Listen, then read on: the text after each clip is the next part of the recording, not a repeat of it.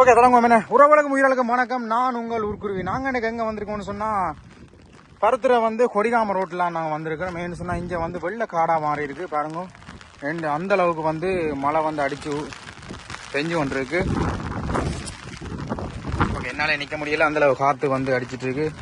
வந்த இடத்துல நான் பார்த்தோம்னு சொன்னால் உண்மையிலேயே ஒரு பன்றி பண்ணை சொல்லி இந்த பண்ணை இல்லை பன்றிகள் சரியான கஷ்டப்படுது.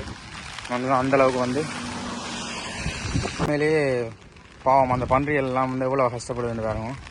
அந்த அளவுக்கு வெள்ளம் இந்த இடத்துக்கு வந்திருக்கு. உண்மையிலேயே மனுஷன் மட்டும் இல்லை, கால்நடைகளும் சரியாக பாதிக்கப்பட்டிருக்கு. ஏன்னு சொன்னால் நீர்நிலையில் நிரம்பி வழிகிறதால மனைகளுக்கு வீட்டு மனைகளுக்கு கண்டிப்பாக தண்ணி போயிருக்கு. அதே மாதிரி ஆடுகள் மாடுகள் கோழிகள் நிறைய பண்ணையாக வளர்க்குறவங்களும் சரி, 1-2 ஆடு மாடுகள் வளர்க்குறவங்களும் சரி சரியாக பாதிக்கப்பட்டிருக்காங்க. நீங்கள் எதிரியே பார்க்குறீங்க. இப்போ இந்த அனர்த்தம் முடிஞ்சு ஒரு கிழமை 2 கிழமை பிறகு எல்லா தண்ணியும் வத்தினா பிறகு எத்தனை கால்நடை ஜீவ உயிரினங்கள் எத்தனை செத்து கிடக்கோ தெரியல. உண்மையிலேயே பாவம். அது சாப்பாட்டுக்காக தான் இந்த மேட்டு நிலத்துக்கு ரோட்டுக்கு வருகிறது. அதே மாதிரி சாப்பாட்டுக்கு வந்தால் பரவாயில்லை. உண்மையிலேயே விஷ ஜந்துக்கள், அதாவது காட்டில் இருக்கிற விஷ ஜந்துக்கள் முதலைகள் சரி, விஷ பாம்புகள் சரி உங்களோட வீட்டுக்கு வரக்கூடிய சந்தர்ப்பம் 100% கண்டிப்பாக இருக்குது. ஏனென்று சொன்னால் நீர்நிலைகள் ரம்பி இருக்குது, அது வயல்வெளிகள் ரம்பி இருக்குது. குளத்தில் இருக்கிற முதலைகள் விஷ பாம்புகள் சரி கண்டிப்பாக ஒரு சூட்டை நோக்கி தான் வரும். அதாவது உங்களோட கிச்சனில் சமைச்சு கொண்டிருப்பீங்க. அந்தளவுக்கு ஒரு சின்ன ஒரு சூட்டை எதிர்பார்த்து கூட விஷ பாம்புகள் படுத்திருக்கலாம். அதனால் இதில் சொல்லக்கூடிய விஷயம் என்னென்னு சொன்னால், கண்டிப்பாக மக்களே என்னென்னா, தயவு செய்து இந்த அனர்த்த காலங்களில் மின்சாரம் எப்போதுமே துண்டிக்கப்படக்கூடிய சந்தர்ப்பம் நிறையவே இருக்கின்றபடியாக கையில் ஒரு சார்ஜர் ஒன்று வச்சுக்கொள்ளுங்க. இல்லைன்னு சொன்னால் ஒரு பெட்ரோல் மேக்ஸோ சரி, இல்லாட்டி ஒரு மண்ணெண்ணெய் விளக்கோ சரி கண்டிப்பாக வச்சுக்கொள்ளுங்க. ஏனென்று சொன்னால் இரவு நீங்கள் நித்திரைக்கு செல்லும்போது 1-2 தடவை உங்களோட வீட்டு ஃபுல்லாக செக் பண்ணுங்க. செக் பண்ணி போட்டு ஒன்றுமில்லாத சந்தர்ப்பத்தில் நீங்கள் கண்டிப்பாக நீங்கள் நித்திரைக்கு செல்லலாம். கண்டிப்பாக பக்கத்தில் ஒரு லைட்டை வச்சுக்கொள்ளுங்க. ஏன்னு சொன்னால் அவசர நேரத்துக்கு உதவுறதுக்கு. ஓகே, இந்த பார்த்தீங்கன்னா சொன்ன இந்த பண்டிகைகள் பாருங்க. உண்மையிலேயே என்ன பாவம் செஞ்சாலும் சரி அந்தளவுக்கு தண்ணி தண்ணிக்குள்ளே நீந்தி கொண்டு செல்லி கொண்டு இருக்குது. ஒரு பண்டி கிட்டத்தட்ட ஒரு 10 தொடக்கம் 15 குட்டி பெருமாம். ஒரு தாய்ப்பன்றி ஒரு முதிர்ச்சி அடைஞ்ச தாய்ப்பன்றி கிட்டத்தட்ட 15 தொடக்கம் 10 தொடக்கம் 15 குட்டி பெறும். அதே மாதிரி உண்மையில் ஒரு கன்னி பருவமான ஒரு பன்றி குறைஞ்சது 5-6 குட்டிகள்லாம் பெறும். ஓகே, அது என்னதான் இருந்தாலும் தாய்க்கு அது பிள்ளை தான். எங்களுக்கு அது பன்றி என்றாலும் அது தாய்க்கு அந்த பிள்ளை அது பிள்ளை. அது தாய் எப்போயுமே தண்டை பிள்ளையை பாதுகாத்து கொள்வது தான் எப்போயுமே முனைப்படும். ஒரு பிள்ளை 2 பிள்ளை என்று சொன்னால் பரவாயில்லை, 10-15 பிள்ளைன்னு சொன்னால் அது என்னென்று காப்பாற்ற கொள்ள முடியும்? இந்தளவு தண்ணிக்குள்ளே அது விழுந்தா உண்மையிலே அது பாவம். இயற்கைன்ற சீற்றம் இன்னுமே குறைஞ்ச பாடு இல்லை. ஓகே, இப்போ எனக்கு கிடைக்கப்பட்ட தகவல் என்னென்னு சொன்னால், இந்த சூறாவளி உண்மையிலேயே இப்போ அடித்து கொண்டிருக்கிற பெங்கால் சூறாவளி சாதாரணமாக தான் அடித்து கொண்டிருக்கு. இதை விட பல கிலோமீட்டர் வேகத்துக்கு கூட எங்களோட இன்றைக்கு மாலை 6 மணிக்கு பிறகு எங்களோட வடக்கு கிழக்கை தாக்க போகுதுன்னு சொல்லி அலர்ட் கொடுத்துருக்காங்க.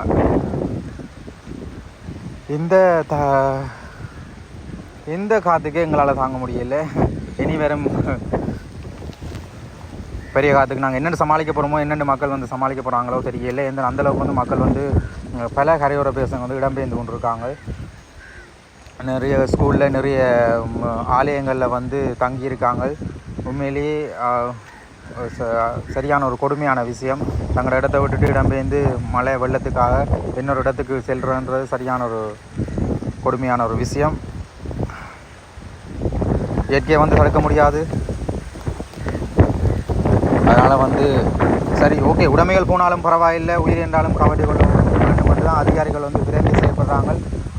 அதான் சொல்கிறது, ஒவ்வொரு அதிகாரியும் வந்து மட்டும் நினைச்சா போதாது. ஒவ்வொரு மனிதனும் ஒவ்வொரு நபரும் வந்து கண்டிப்பாக அவங்களுக்கு வந்து சப்போர்ட் பண்ணணும். உங்களோட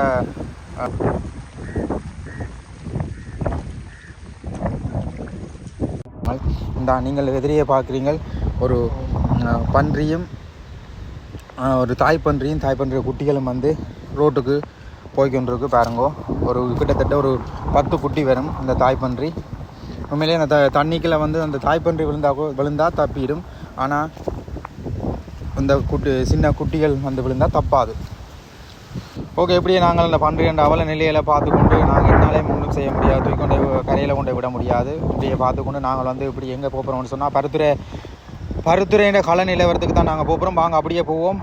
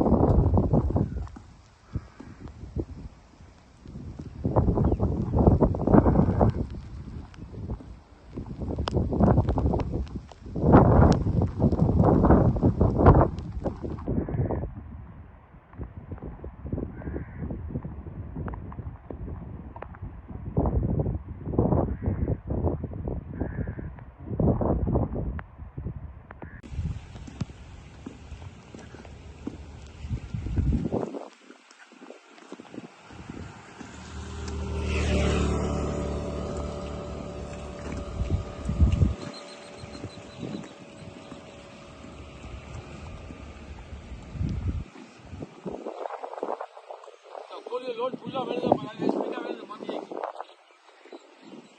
இல்ல பொடியா விட்டால மந்தி போகுது பெரிய வெண்டல்ல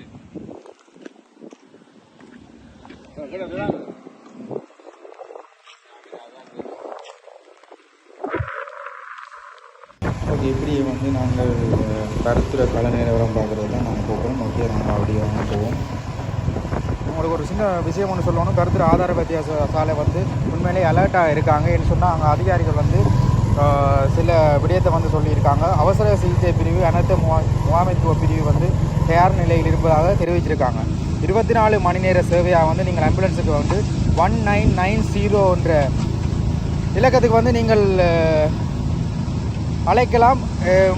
24 மணி நேர சேவை. நீங்கள் எந்த நேரம் நீங்கள் அழைச்சி கொள்ளலாம். உடனடியாக வந்து உங்களை சேவை வந்து வழங்கிக் கொள்ளுவாங்க. வைத்தியசாலை வந்து லேண்ட் ஃபோன் நம்பர் வந்து 021-2263-261. அதாவது மற்றது வந்து 021-2263-8522 இலக்கத்துக்கு வந்து அலையுங்கோ. அவங்க எந்த நேரத்திலும் அதிகாரிகள் வந்து உங்களோட வீட்டில் சரி, உங்களோட கிராமத்தில் சரி, எந்த அனர்த்தம் வந்தாலும் உடனே வந்து அழைப்பினை ஏற்படுத்தி தொடர்பு கொள்ளுங்கோ. தொடர்பு கொண்டு உங்களோட விஷயத்தை சொல்லுங்கோ. கண்டிப்பாக உங்களுக்கு உதவிகள் கிடைக்கும். இப்போ நான் நிற்கிற இடம் வந்து பருத்துறை ஜெட்டி அடியில் நிற்கிறேன். மழையை பாருங்க, சூறாவளியை விட மோசமாக இருக்குது.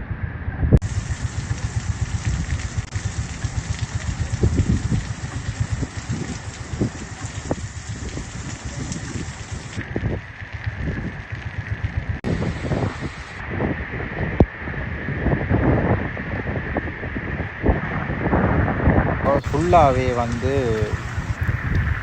தண்ணி தான். மழை பெஞ்சால் தண்ணி தானே வரும் அப்படின்னு நீங்கள் நினைக்கலாம். உண்மையாக மழை பெஞ்சால் தண்ணி தான் வரும், அது பிரச்சனை இல்லை. சூறாவளியோட மழை பெஞ்சால் எங்களால் தாங்க முடியாது. அந்தளவுக்கு வந்து மழை வீழ்ச்சி வந்து அதிகமாக இருக்குது. 350 மில்லிமீட்டர்களுக்கு 400 மில்லிமீட்டருக்கு அதிகமான மழை வீழ்ச்சி வந்து பதிவாகியிருக்கு. ஓகே, இப்படி நாங்கள் வந்து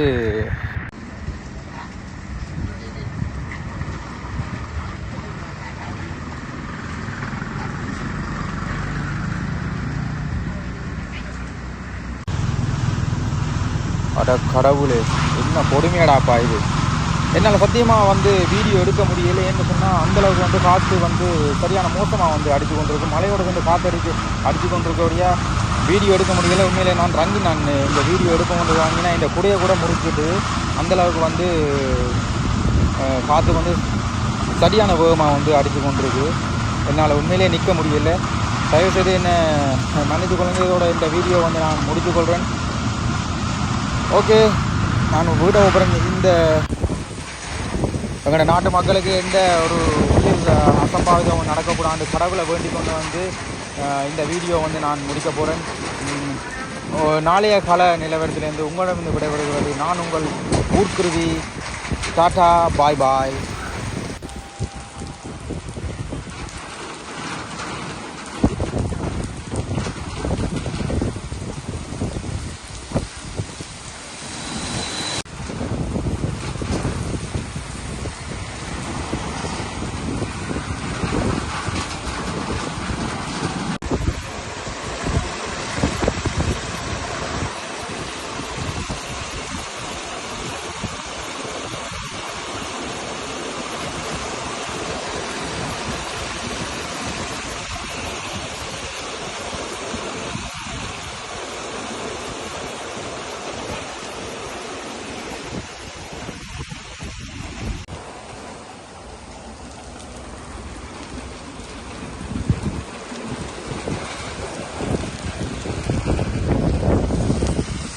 தொடர்ந்தும் பெங்கால் சூறாவளியின் ருத்ர தாண்டவத்தை நாங்கள் காணொலியாக வந்து காட்ட போகிறோம்.